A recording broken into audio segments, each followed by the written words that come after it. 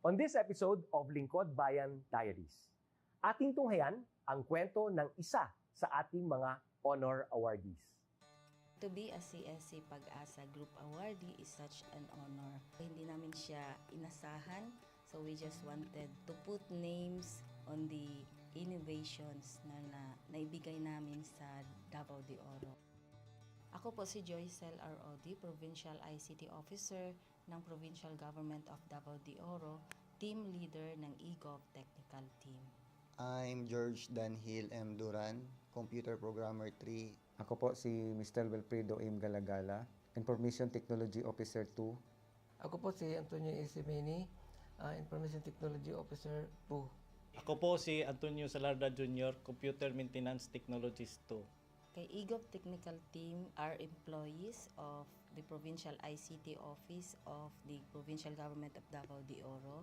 So kami yung gumagawa ng mga systems and innovations and nagsusupport din sa mga na-implement na mga systems sa iba't ibang departamento ng probinsya.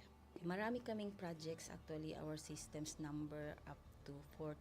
Especially during the pandemic, so doon talaga nakita on how useful ICT was. During that time, challenge talaga yung team to produce projects to sustain yung online na operations.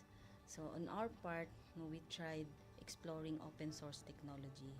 Tapos marami kaming ina-explore na networks. So first yung system is yung CallDedoc. It's a teleconsulting system na na-implement during the COVID. When the OPD services, yung outpatient department services, were stopped, nag-resort to teleconsulting. Another project mentioned is yung COVID testing information system. So just like any typical molecular laboratory na systems, ito ay data bank ng mga specimens na tinitest, tapos nagbibigay yung system ng result ng mga test. During pandemic, nagamit talaga siya kasi kailangan validated yung result, so QR coded yung aming test result. Isang very challenging project namin is yung household profiling and needs assessment. So kailangan merong list ng mga possible recipients ng bigas, and then wala kaming updated list nun. So, kailangan in 1 month's time makaproduce kami ng system kasi magro-roll out ng survey sa buong probinsya. Nag-try akong mag-tap sa isang UN organization, yung UNDP. Tapos, nag-request ako kung pwede ba kaming turuan on how to do survey using Kobo Collect. And we were blessed, kahit wala kaming formal agreement, no monetary considerations, tinuruan nila kami. And in 1 month's time, na-produce namin yung app. Then after that, dire-diretso na po. Hindi rin namin ma-imagine na in 6 months' time, nakandak yung survey using employees only of the provincial government. So nakamobilize kami ng mga 200 plus enumerators. Talagang nilibot yung entire province, 236 barangays, bahay-bahay yan. Tapos nakuha namin yung data with maps. Na mapping namin yung mga households. So, and very appreciated po yung output ng systems. Kami nasa LGU, na-feel namin yung need na dapat ma-institutionalize yung ICT departments. Nasa digital age na tayo, so hindi pwedeng hindi tayo mag-upgrade or mag-adapt ng ICT. So basically yung ICT, nagagamit siya para ma-optimize yung ating mga processes. Aside from that, yung interconnectivity, interoperability ng different offices, napapadali yun through ICT. So, talagang dapat i-leverage yung ICT ng any organization, not just the government.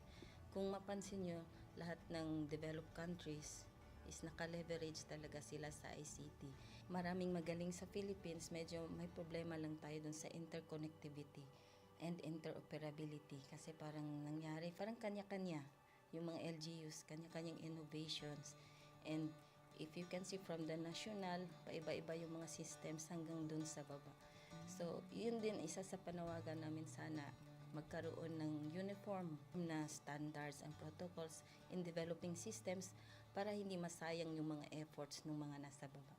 Okay, my message to my fellow public servants, so let us continue to be a gift. Di ba, pag gift ka, maganda ka, mapapasaya mo yung recipient, kay magiging useful ka sa recipient. So, isa lang yun sa palagi kong isinasa puso, no? Continue to adapt to the change, especially in ICT innovation. Even though marami tayong challenges na related to it, just continue to adapt to the ever-changing progress in technology. Kaya ang masabi ko lang sa mga kawani ng gobyerno, kung trabaho tayo, gawin natin talaga yung nasa puso natin. Gawin mo lang ang dapat mong gawin upang kung ano mang gusto mong maitulong para sa bayan. Na patuloy lang natin ang ating mga mabubuting gawain sa gobyerno para sa ating mga kababayang Pilipino. Kami ang EGOV Technical Team ng Davao de Oro at ito ang aming kwentong lingkod bayani.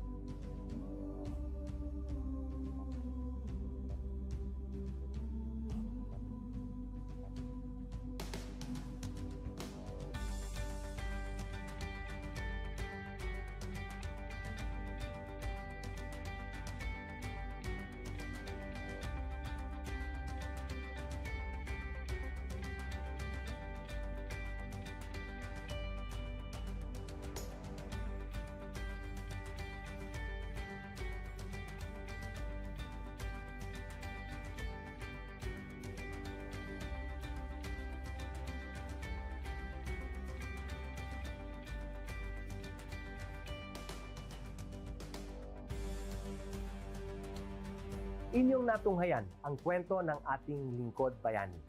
Kung ikaw ay may kilalang lingkod bayani, maaari siyang i-nominate sa Honor Awards Program ng Civil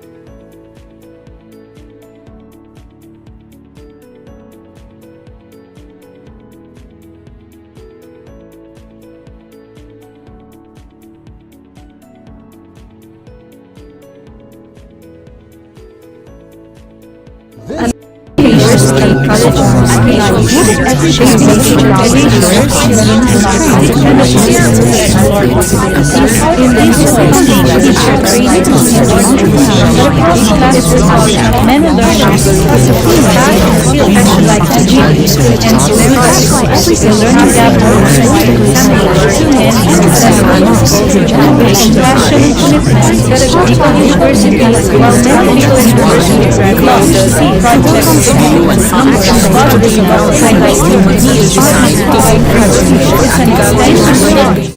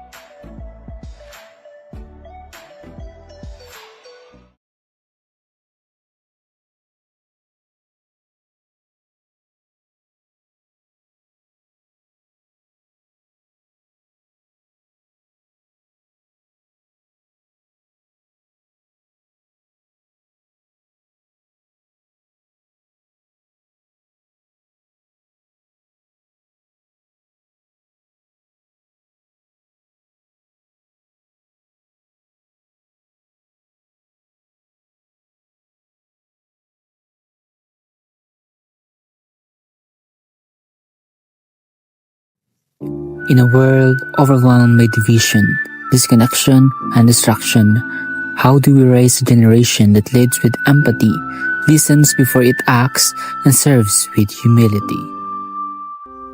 At Bicol University, we believe that values are not just taught in classrooms. They are learned through listening, walking alongside others, and embracing our community. That's why we created Kugos BUanyo, a culturally grounded, human-centered design thinking framework for ethical and empathy-based service. Rooted in Filipino and Bicolano values, Kugos stand for Kamalayan, awareness; Unawa, understanding; Gawa, creation; Organisa, structuring; and Sulong, sustaining. Each phase trains students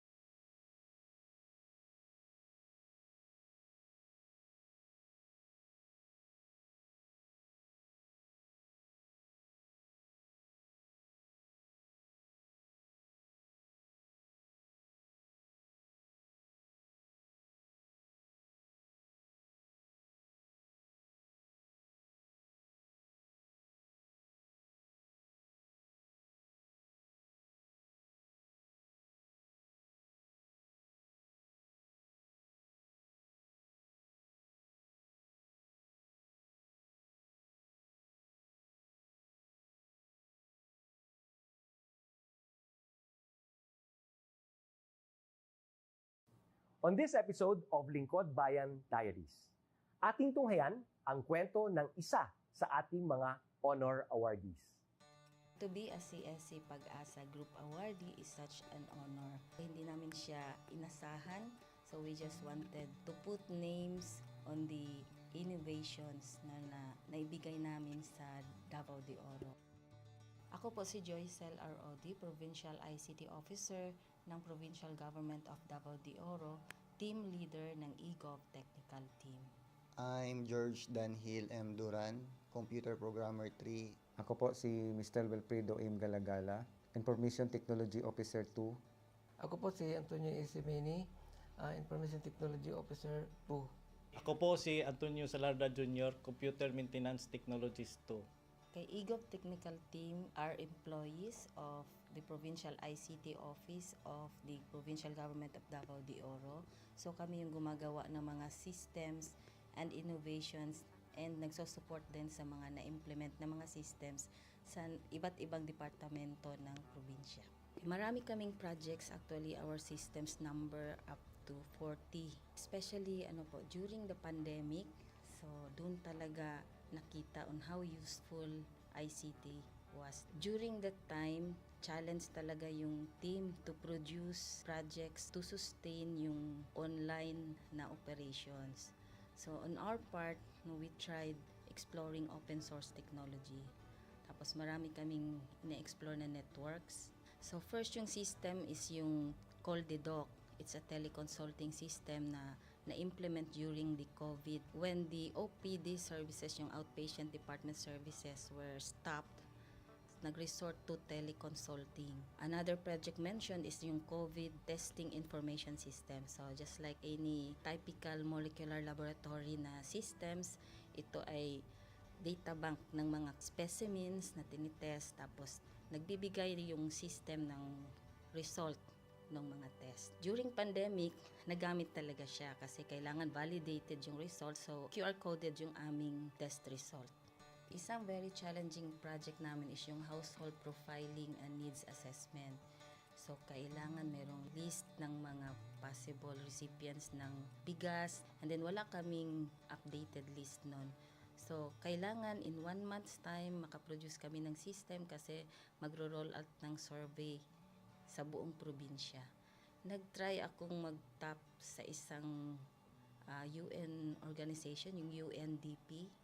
Tapos nag-request ako kung pwede ba kaming turuan on how to do survey using Kobo Collect. And we were blessed, kahit wala kaming formal agreement, no monetary considerations, tinuruan nila kami. And in 1 month's time, na-produce namin yung app. And then after that, dire-diretso na po. Hindi rin namin ma-imagine na in 6 months' time, nakandak yung survey using employees only of the provincial government. So nakamobilize kami ng mga 200 plus enumerators. Talagang nilibot yung entire province, 236 barangays, bahay-bahay yan. Tapos nakuha namin yung data with maps. Na mapping namin yung mga households. So and very appreciated po yung output ng systems. Kami nasa LGU, na-feel namin yung need na dapat ma-institutionalize yung ICT departments. Nasa digital age na tayo, so hindi pwedeng hindi tayo mag-upgrade or mag-adapt ng ICT. So basically yung ICT, nagagamit siya para ma-optimize yung ating mga processes. Aside from that, yung interconnectivity, interoperability ng different offices, napapadali yun through ICT. So, talagang dapat i-leverage yung ICT ng any organization, not just the government. Kung mapansin nyo, lahat ng developed countries is naka-leverage talaga sila sa ICT. Maraming magaling sa Philippines, medyo may problema lang tayo dun sa interconnectivity and interoperability kasi parang nangyari, parang kanya-kanya yung mga LGUs, kanya-kanyang innovations. And if you can see from the national, paiba-iba yung mga systems hanggang dun sa baba. So, yun din isa sa panawagan namin, sana magkaroon ng uniform na standards and protocols in developing systems para hindi masayang yung mga efforts ng mga nasa baba. Okay, my message to my fellow public servants, so let us continue to be a gift. Di ba, pag gift ka, maganda ka, mapapasaya mo yung recipient, kay magiging useful ka sa recipient. So, isa lang yun sa palagi kong isinasa puso, no? Continue to adapt to the change, especially in ICT innovation. Even though marami tayong challenges na related to it, just continue to adapt to the ever-changing progress in technology. Kaya ang masabi ko lang sa mga kawani ng gobyerno, kung trabaho tayo, gawin natin talaga yung nasa puso natin. Gawin mo lang ang dapat mong gawin upang kung ano mang gusto mong maitulong para sa bayan. Na patuloy lang natin ang ating mga mabubuting gawain sa gobyerno para sa ating mga kababayang Pilipino. Kami ang EGOV Technical Team ng Davao de Oro at ito ang aming kwentong Lingkod Bayani.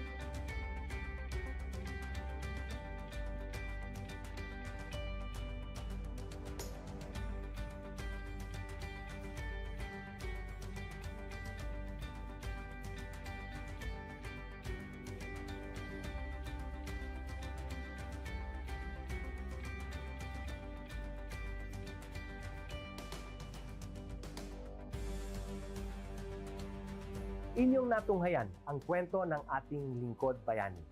Kung ikaw ay may kilalang lingkod bayani, maaari siyang i-nominate sa Honor Awards Program ng Civil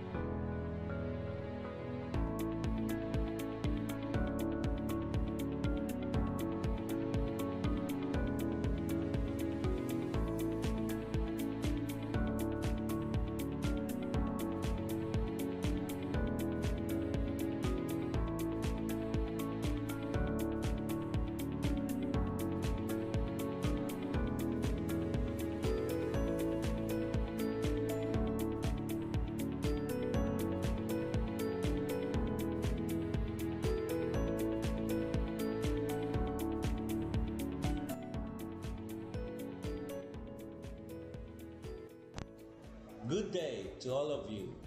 On behalf of the University Registrar's Office, I welcome everyone warmly. As the head of this esteemed institution, I am privileged to introduce our office and share the valuable services we provide. The University Registrar's Office serves as the administrative heart of our university, functioning as a central hub for academic records, student enrollment, and course registration.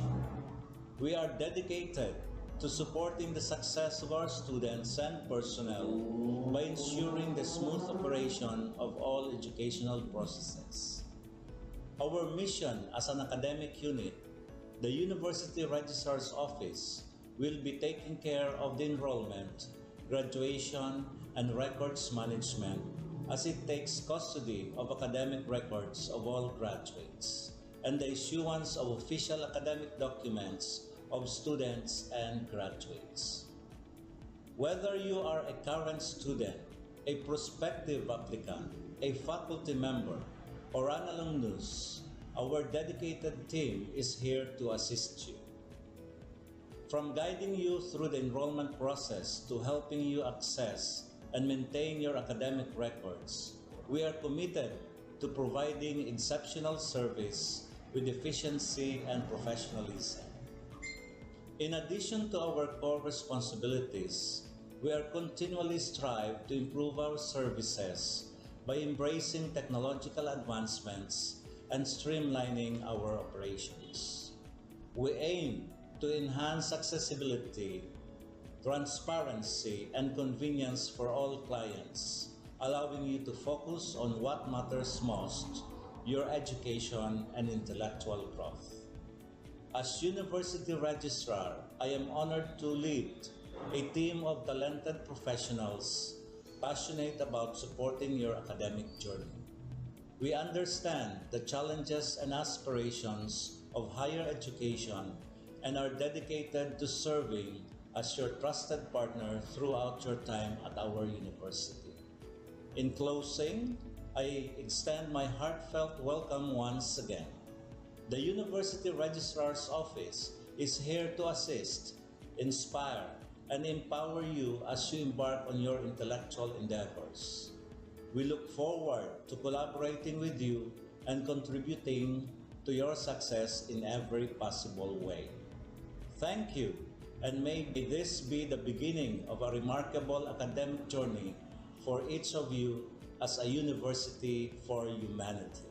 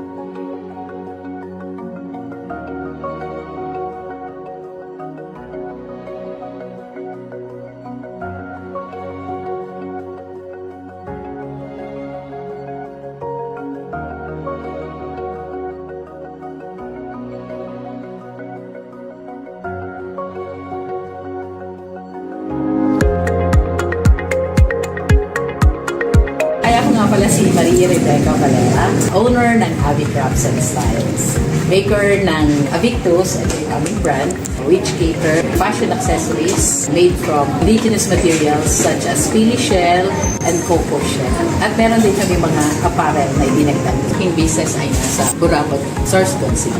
Bago ka palang nakipagsapalaran, kumbaga ako yung pioneer dito sa paggamit ng raw materials na pili shell and coconut shell. Siguro may mga iba rin gumamit nito or gumawa pero hindi sila nagseryoso. Yung strategy ko nung una, syempre pag nagsimula ka, hindi ka naman agad sikat. Tapos yung mga gagawa ka ng design, hindi naman pwede. Dahil ikaw na yung unang gumawa nito, so mag-iisip ka talaga ng design kung paano mo ito pagagandahin, paano mo magagamit yung raw materials mo ng kaiga-igaya at sellable. Nung una, kita ng DTI na may potential ako. Pagkatapos ko mag-business in 2017, dinapa-join na nila ako sa mga training, mga product development, pili shell, coconut shell.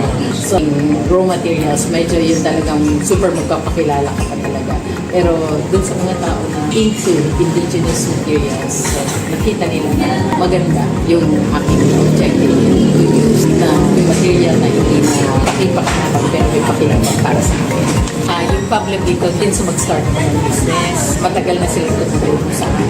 Also, Professor Quintino is a friend of mine. Marami siyang tutulong sa akin. Since the very beginning na mag-start ako ng business, sa design, sa aking logo, did you ever know that this logo is made to the estudyante industrial technology? Natulungan nila ako ng DTI para siya ay ipa-IP. So, naka-IPO na siya. This is Avictus, came from my nickname.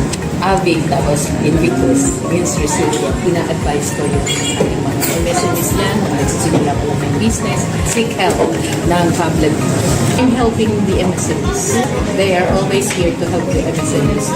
Lagi nilang ina-announce na we have this kind of services, we have this kind of services para ma-assist kayo in your packaging, your labels, connect to create. So, kapasalamat ko. Sobra-sobra. Kasi hindi naman ako malaking negosyante. Nagsimula lang ako sa kulang na kapital. Wala pa siguro 10,000 kapital. The public equal help us at also the DTI na napakaraming tinulong sa amin ever since our business began.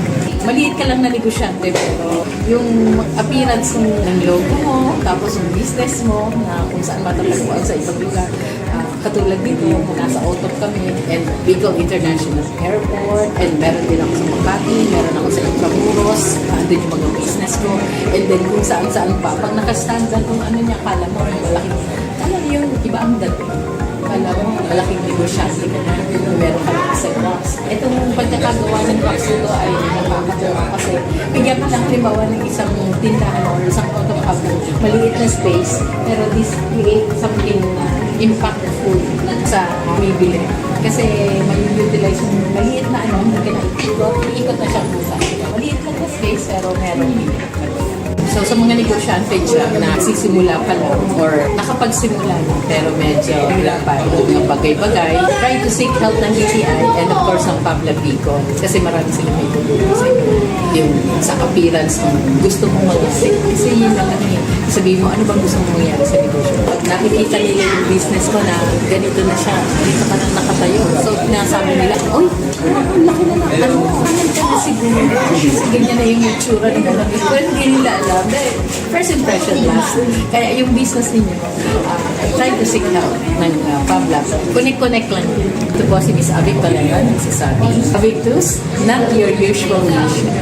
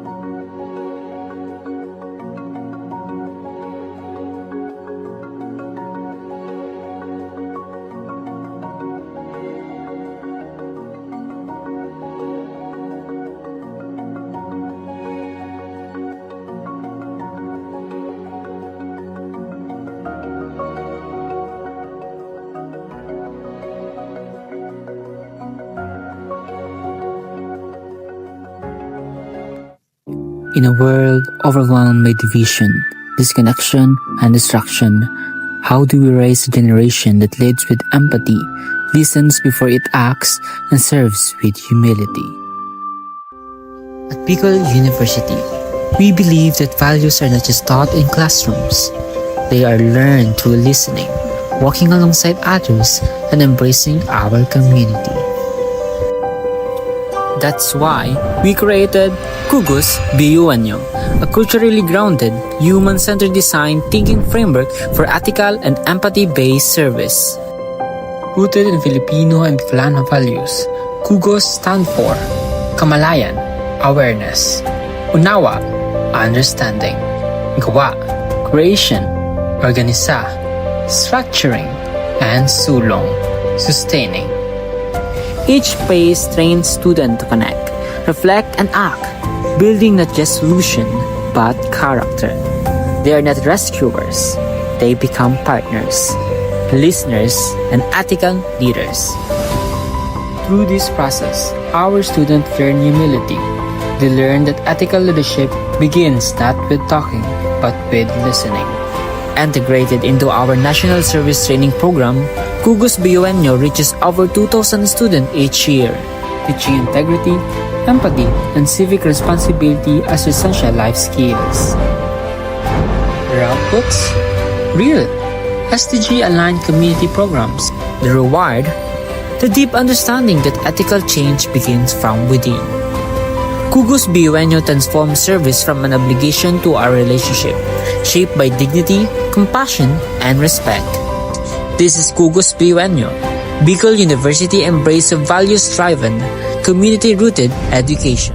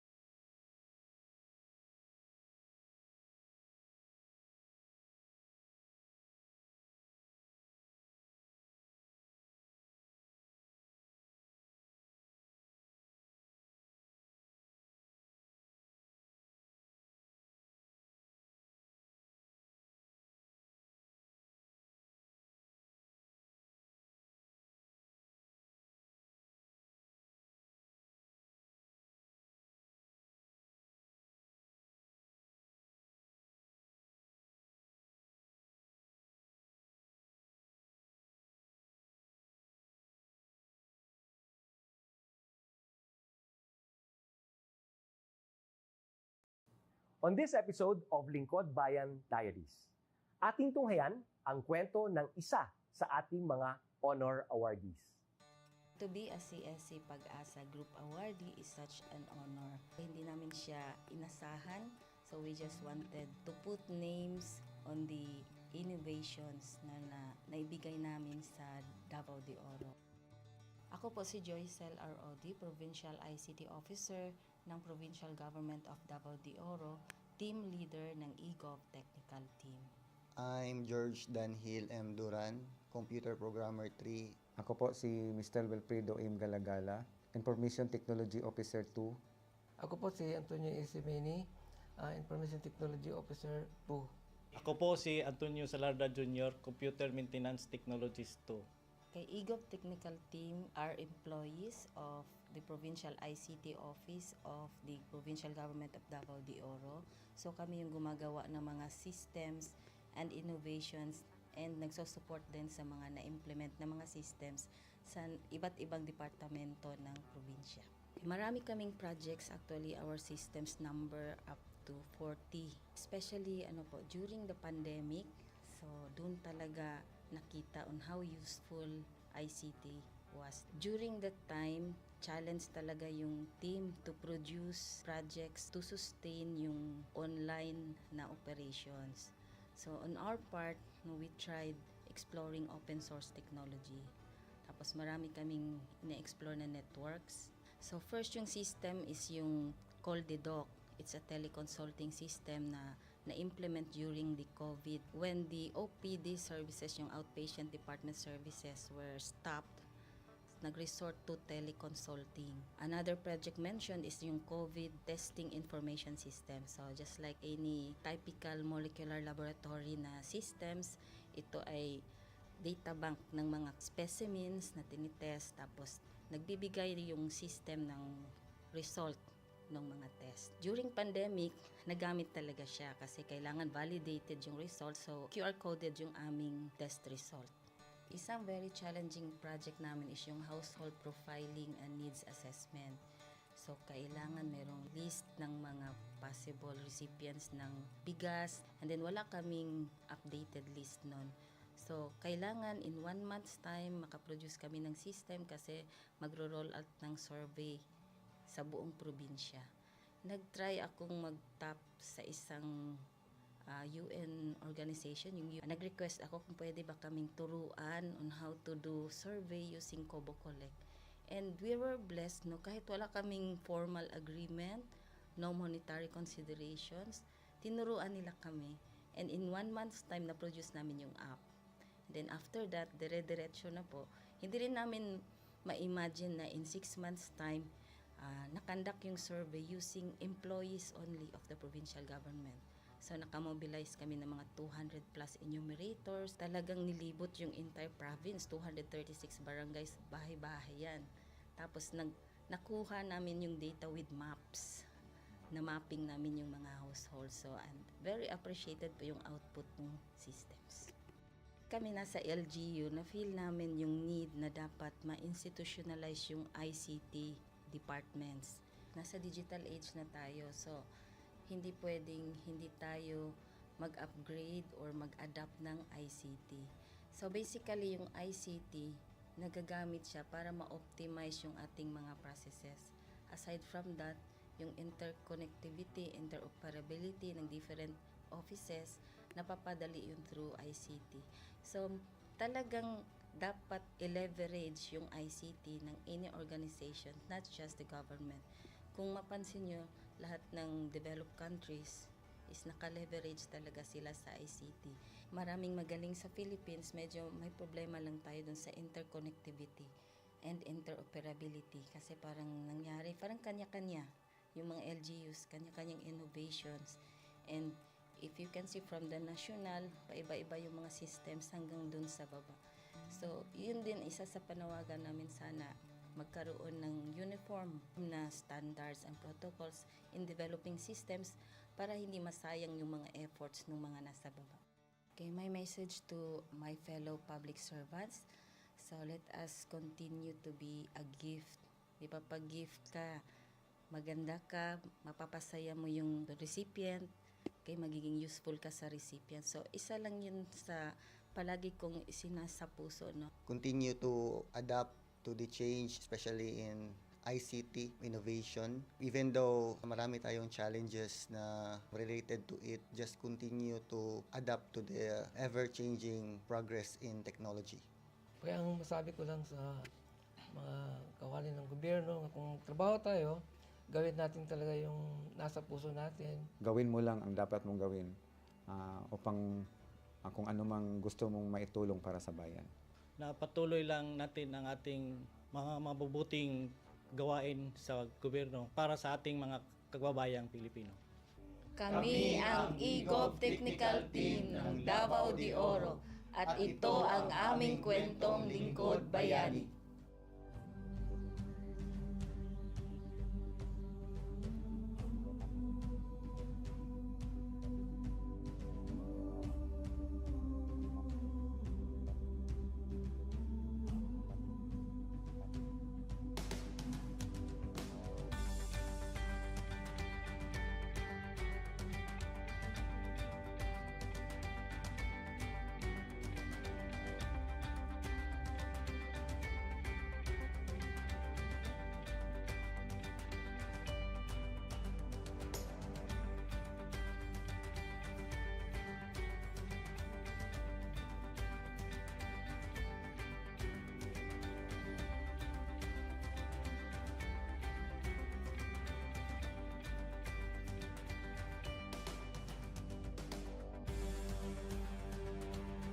Inyong natunghayan ang kwento ng ating lingkod bayani.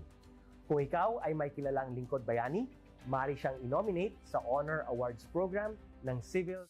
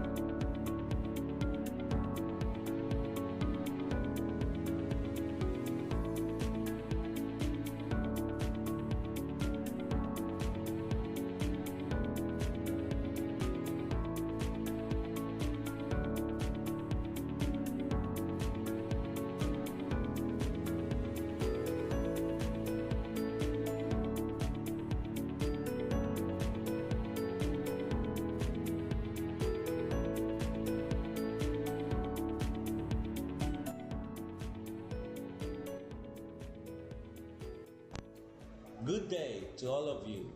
On behalf of the University Registrar's Office, I welcome everyone warmly. As the head of this esteemed institution, I am privileged to introduce our office and share the valuable services we provide. The University Registrar's Office serves as the administrative heart of our university, functioning as a central hub for academic records, student enrollment, and course registration. We are dedicated to supporting the success of our students and personnel by ensuring the smooth operation of all educational processes. Our mission as an academic unit, the University Registrar's Office, will be taking care of the enrollment, graduation, and records management as it takes custody of academic records of all graduates.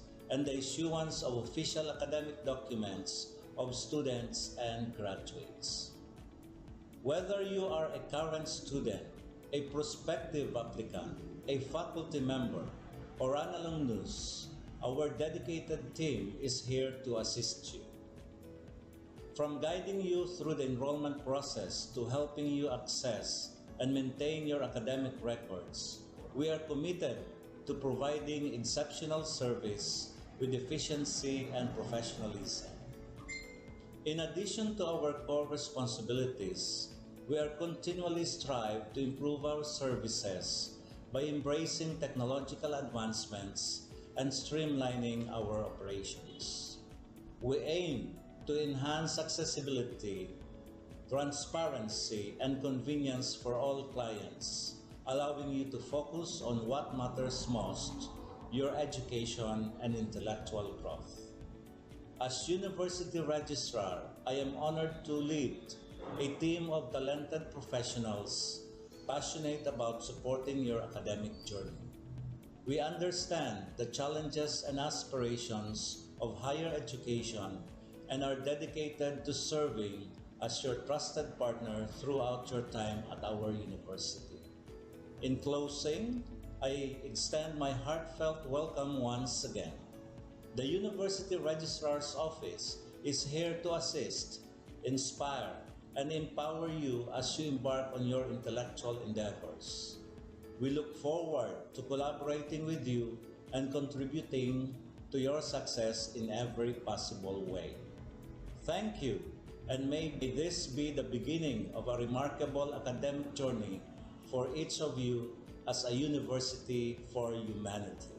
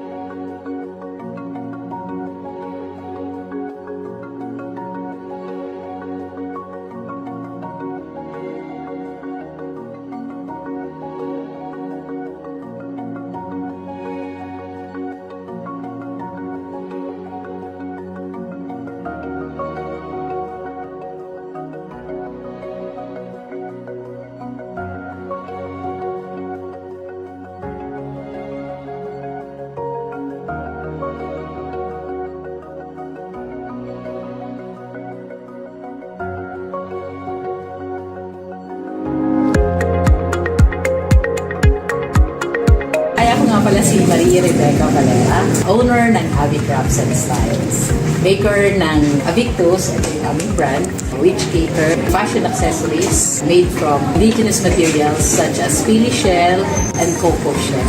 At meron din kami mga apparel na ibinagdag. Yung business ay nasa Burabag, Sorsogon City. Bago ka pala nakikipagsapalaran, kumbaga ako yung pioneer dito sa paggamit ng raw materials na pili shell and coconut shell. Siguro may mga iba rin gumamit nito or gumawa pero hindi sila nagseryoso. Yung strategy ko nung una, syempre pag magsimula ka, hindi ka naman agad sikat.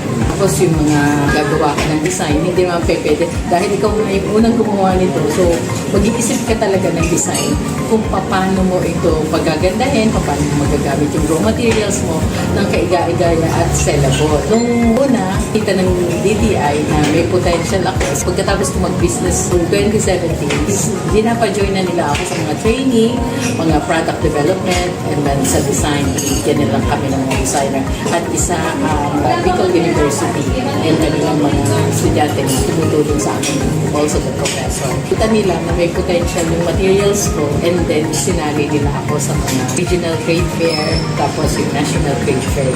And then nung una medyo mahirap na talaga. Kasi minsan binubusisi nila, totoo bang kahoy ito? Hinatasan nyo. Which is hindi naman kasi ano nga siya, pili shell, coconut shell. So medyo unique yung aking raw materials. Medyo yun talagang super magpapakilala ka pa talaga. Pero dun sa mga tao na into indigenous materials, so, nakita nila na maganda yung aking objective to use na material na hindi na pakipakabang pero may pakilabang para sa akin. Yung public dito din sa mag-start ko ng business. Matagal na silang tutulong sa akin. Also, Professor Junjito is a friend of mine. Marami siyang tutulong sa akin. Since the very beginning na mag-start ako ng business. Sa the design, sa aking logo. Did you ever know that this logo is made to the estudyante industrial technology? Natulungan nila ako ng DTI para siya ay ipa-IP. So, naka-IP ko na siya. This is Avictus, came from my nickname. Avic, tapos Invictus, means resilient. Ina-advise ko yung aking mga MSMEs niyan, na nagsisimula pa lang ng business, seek help ng public. I'm helping the MSMEs. They are always here to help the MSMEs. Lagi nilang ina-announce na we have this kind of services, we have this kind of services para ma-assist kayo in your packaging, your labels, connect to create. So, kapasalamat ko. Sobra-sobra. Kasi hindi naman ako malaking negosyante. Nagsimula lang ako sa malang na kapital. Wala pa siguro 10,000 kapital. The public equal help us at also the DTI na napakaraming tinulong sa amin ever since our business began. Maliit ka lang na negosyante pero yung appearance ng logo mo, tapos yung business mo na kung saan matatagpuan sa ibang lugar. Katulad dito, nasa Otop kami and Bicol International Airport and meron din ako sa Makati, meron ako sa Intramuros, andun yung mga business ko and then kung saan-saan pa. Pag nakastand ka kung ano niya, kala mo malaking, kala yung iba ang dating. Kala mo malaking negosyante ka na, meron ka lang sa rocks. Itong pagkakagawa ng rocks ito ay nakakatawa kasi bigyan ka lang halimbawa ng isang tindahan or isang auto maliit na space pero this create something impactful sa bibili. Kasi may utilize yung maliit na hindi ka na-ikot na siyang pusa. Maliit lang na space pero meron So sa mga negosyante dyan na sisimula pa lang or nakapagsimula na pero medyo wala pa yung mga bagay-bagay, try to seek help ng DTI and of course ng Pablo Bicol kasi marami silang may tulong sa yung sa appearance ng gusto mong mag-isip. Kasi yun lang sabihin mo, ano bang gusto mong mangyari sa negosyo? Pag nakikita nila yung business ko na ganito na siya, dito pa nang nakatayo. So nasabi nila, oy, ang laki na lang. Ano ka na siguro? Kasi ganyan na yung itsura nila. Well, hindi nila alam. Dahil first impression last. Kaya yung business ninyo, try to seek help ng Pablab. Connect lang. Ito po si Miss Avic Valera, nagsasabi. Avictus, not your usual nation.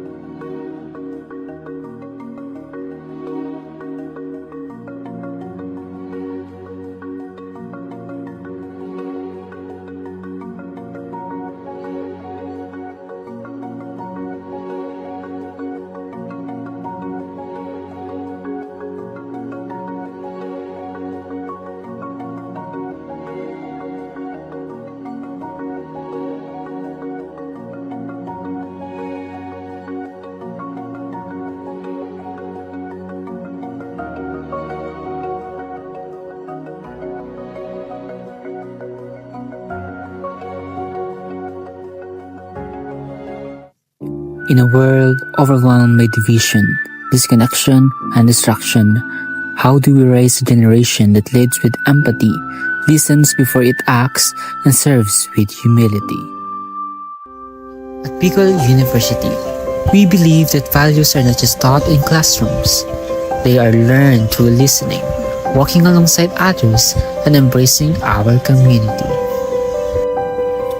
That's why we created Kugos BUNyo, a culturally grounded, human-centered design thinking framework for ethical and empathy-based service. Rooted in Filipino and Bicolano values, Kugos stand for Kamalayan, awareness; Unawa, understanding; Gawa, creation; Organisa, structuring; and Sulong, sustaining. Each phase trains students to connect, reflect, and act, building not just solution, but character. They are not rescuers. They become partners, listeners, and ethical leaders. Through this process, our students learn humility. They learn that ethical leadership begins not with talking, but with listening.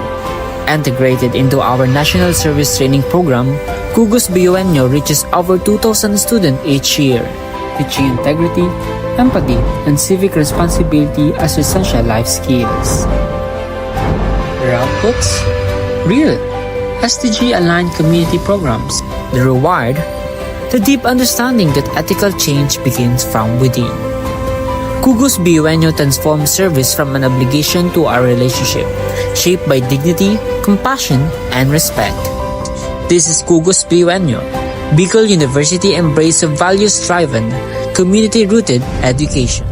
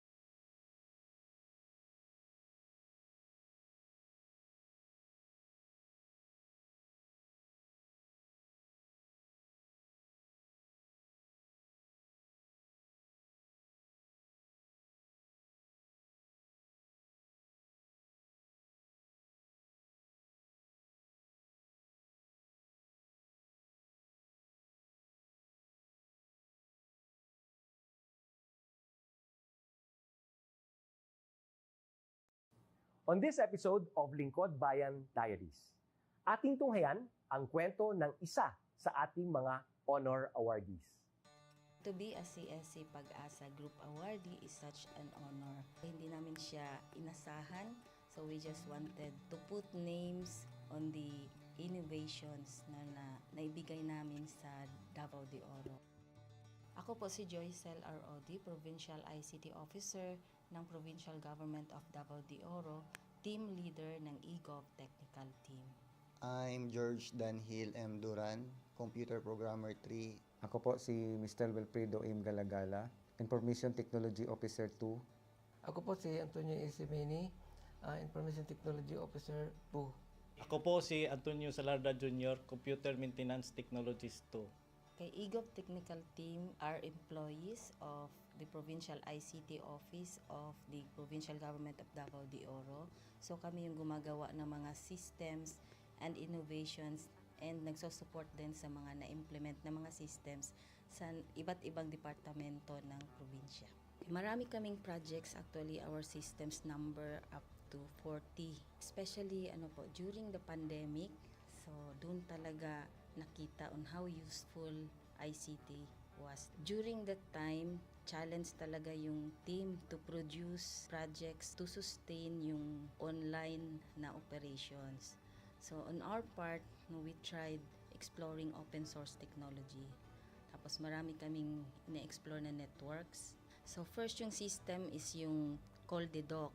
It's a teleconsulting system na na-implement during the COVID. When the OPD services, yung outpatient department services, were stopped, nag-resort to teleconsulting. Another project mentioned is yung COVID testing information system. So just like any typical molecular laboratory na systems, ito ay data bank ng mga specimens na tinitest, tapos nagbibigay yung system ng result ng mga test. During pandemic, nagamit talaga siya kasi kailangan validated yung result, so QR coded yung aming test result. Isang very challenging project namin is yung household profiling and needs assessment. So kailangan merong list ng mga possible recipients ng bigas, and then wala kaming updated list nun. So kailangan in 1 month's time makaproduce kami ng system kasi magro-roll out ng survey sa buong probinsya. Nag-try akong mag-tap sa isang UN organization, yung UNDP. Tapos nag-request ako kung pwede ba kaming turuan on how to do survey using Kobo Collect.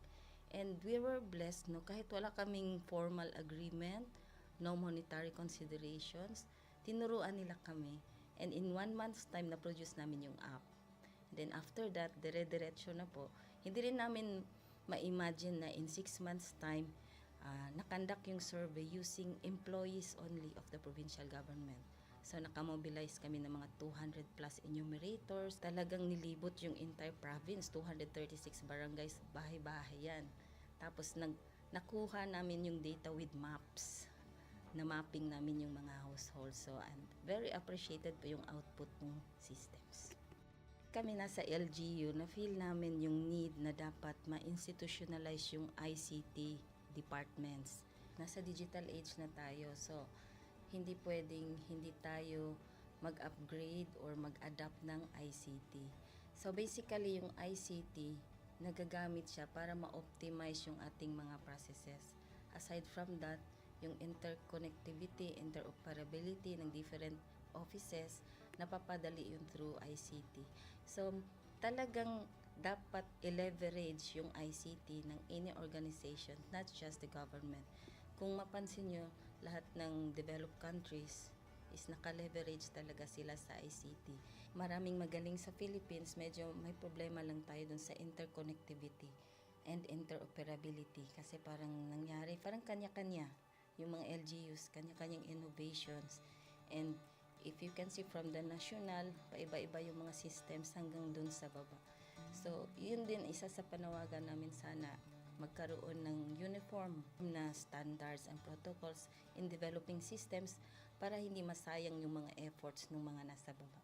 Okay, my message to my fellow public servants, so let us continue to be a gift. Di ba, pag gift ka, maganda ka, mapapasaya mo yung recipient, kay magiging useful ka sa recipient. So, isa lang yun sa palagi kong isinasa puso, no? Continue to adapt to the change, especially in ICT innovation. Even though marami tayong challenges na related to it, just continue to adapt to the ever-changing progress in technology. Kaya ang masabi ko lang sa mga kawani ng gobyerno, kung trabaho tayo, gawin natin talaga yung nasa puso natin. Gawin mo lang ang dapat mong gawin upang kung ano mang gusto mong maitulong para sa bayan. Na patuloy lang natin ang ating mga mabubuting gawain sa gobyerno para sa ating mga kababayang Pilipino. Kami ang EGOV Technical Team ng Davao de Oro at ito ang aming kwentong Lingkod Bayani.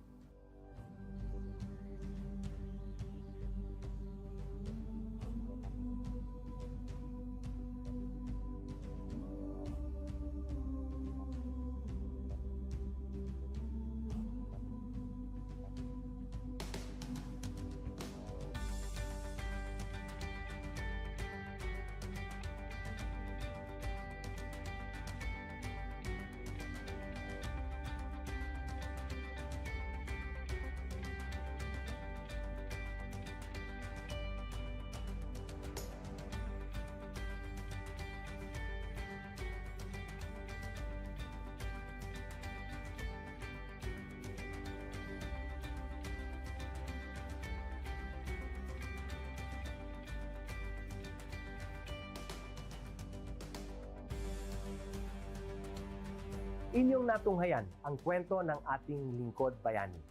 Kung ikaw ay may kilalang Lingkod Bayani, maaari siyang i-nominate sa Honor Awards Program ng Civil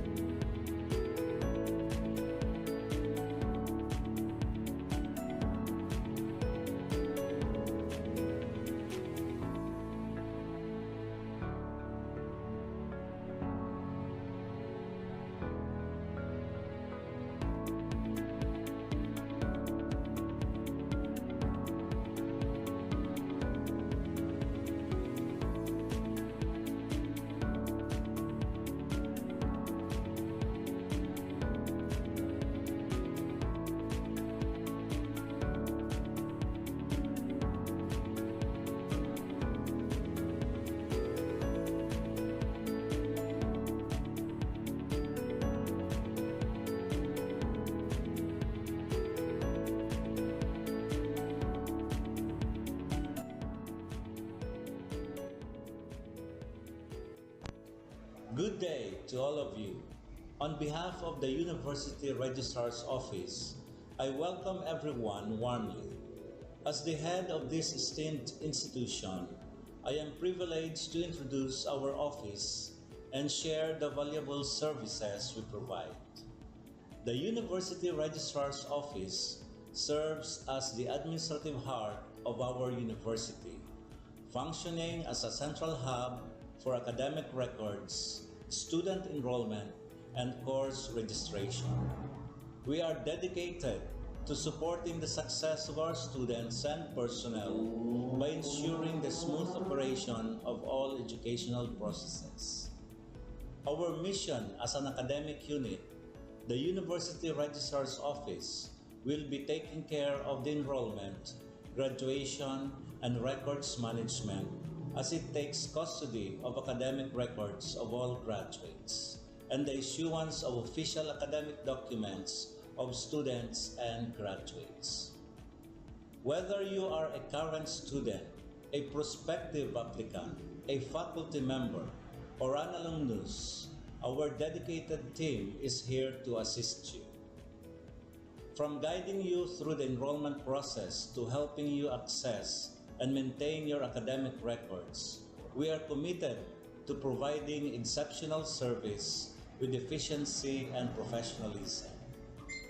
In addition to our core responsibilities, we are continually strive to improve our services by embracing technological advancements and streamlining our operations. We aim to enhance accessibility, transparency, and convenience for all clients, allowing you to focus on what matters most, your education and intellectual growth. As University Registrar, I am honored to lead a team of talented professionals passionate about supporting your academic journey. We understand the challenges and aspirations of higher education and are dedicated to serving as your trusted partner throughout your time at our university. In closing, I extend my heartfelt welcome once again. The University Registrar's Office is here to assist, inspire, and empower you as you embark on your intellectual endeavors. We look forward to collaborating with you and contributing to your success in every possible way. Thank you, and may this be the beginning of a remarkable academic journey for each of you as a university for humanity.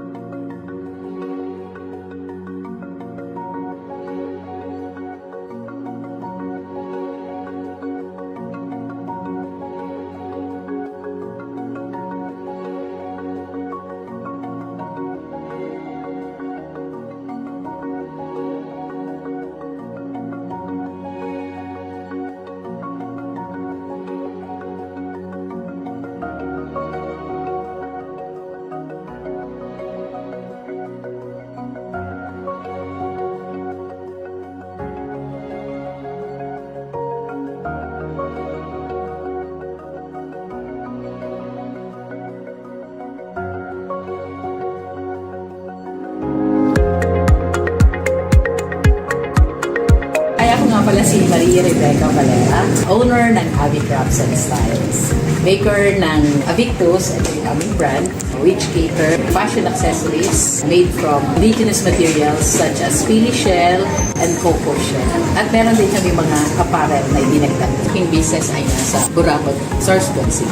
Bago pa pala natin pagsapalaran, kumbaga ako yung pioneer dito sa paggamit ng raw materials na pili shell at coconut shell. Siguro may mga iba rin gumamit nito or gumawa pero hindi sila nagseryoso. Yung strategy ko nung una, syempre pag nagsimula ka, hindi ka naman agad sikat. Tapos yung mga gagawa ka ng design, hindi naman pwede. Dahil ikaw na yung unang gumawa nito, so mag-iisip ka talaga ng design kung paano mo ito pagagandahin, paano mo magagamit yung raw materials mo ng kaiga-igaya at sellable. Nung una, kita ng DTI na may potential ako. Pagkatapos ko mag-business noong 2017, dinapa-join na nila ako sa mga training, mga product development, and then sa design, yan lang kami ng mga designer. At isa, Bicol University, and kanilang mga estudyante na tumutulong sa akin, also the professor. Kita nila na may potential yung materials ko, and then sinali nila ako sa mga regional trade fair, tapos yung national trade fair. And then nung una medyo mahirap na talaga. Kasi minsan binubusisi nila, totoo bang kahoy ito? Binatasan nila. Which is hindi naman kasi ano nga siya, pili shell, coconut shell. So medyo unique yung aking raw materials. Medyo yun talagang super magpapakilala ka pa talaga. Pero dun sa mga tao na into indigenous materials, so, nakita nila na maganda yung aking objective to use na material na hindi na pakipakinaban pero may pakinaban para sa akin. Yung Pablo dito din sa mag-start ng business. Matagal na sila tutulong sa akin. Also, Professor Chichino is a friend of mine. Marami siyang tutulong sa akin. Since the very beginning na mag-start ako ng business. Sa design, sa aking logo. Did you ever know that this logo is made to the estudyante industrial technology? Natulungan din ako ng DTI para siya ay ipa-IP. So, naka-IPO na siya. This is Avictus, came from my nickname. Avig, tapos Invictus, means resilient. Ina-advise ko yung mga MSMEs dyan, mga nagsisimula pa lang ng business, seek help ng Pablo. I'm helping the MSMEs. They are always here to help the MSMEs. Lagi nilang ina-announce na we have this kind of services, we have this kind of services para ma-assist kayo in your packaging, your labels, connect to create. So, kapasalamat ko. Sobra. Kasi hindi naman ako malaking negosyante. Nagsimula lang ako sa lang na kapital. Wala pa siguro 10,000 kapital. The public equal help us at also the DTI na napakaraming tinulong sa amin ever since our business began. Maliit ka lang na negosyante pero yung appearance ng logo mo, tapos yung business mo na kung saan matatagpuan sa ibang lugar. Katulad dito, nasa Otop kami, and Bicol International Airport, and meron din ako sa Makati, meron ako sa Intramuros, andun yung mga business ko, and then kung saan-saan pa. Pag nakastand na kung ano niya, kala mo, yung iba ang dating. Kala mo, malaking negosyante ka na, meron ka lang sa box. Itong pagkakagawa ng box ito ay nakakatawa kasi bigyan ka lang halimbawa ng isang tindahan o isang auto cabinet, maliit na space, pero this create something impactful sa bibili. Kasi may utilize yung maliit na hindi ka na-ikot na siyang pusa. Maliit lang na space, pero meron din. So sa mga negosyante dyan na sisimula pa lang or nakapagsimula na pero medyo wala pa yung mga bagay-bagay, try to seek help ng DTI and of course ng Pablo Bicol kasi marami sila may tutulong sa inyo. Yung sa appearance ng gusto mong mag-isip. Kasi yun lang naman yun. Sabihin mo, ano bang gusto mong mangyari sa negosyo? Pag nakikita nila yung business mo na ganito na siya, dito ka nang nakatayo. So pinasabi nila, uy, ang laki na lang. Ano ka na siguro? Kasi ganyan na yung itsura ng mga. Well, hindi nila alam. Dahil first impression last. Kaya yung business ninyo, try to seek help ng Pablo. Connect lang. Ito po si Miss Avic Valera nagsasabi. Avictus, not your usual nation.